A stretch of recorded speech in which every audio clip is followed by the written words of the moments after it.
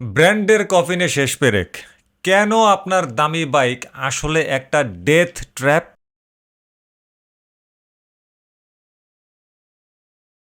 আপনি ভাবছেন 2 লাখ, 5 লাখ, 6 লাখ টাকা দিয়ে আপনি একটা জাপানিজ ইঞ্জিনিয়ারিং মাস্টারপিস কিনছেন, ব্র্যান্ডের লোগো দেখে বুক ফুলিয়ে হাইওয়েতে বাইক নামাচ্ছেন, ব্র্যান্ডের গরম দেখাচ্ছেন, সোশ্যাল মিডিয়াতে তেজ দেখাচ্ছেন যে মই কি হনুরে। থামুন। আপনি আসলে একটা কর্পোরেট কস্ট কাটিং ল্যাবরেটরি প্রজেক্টের গিনিপিক।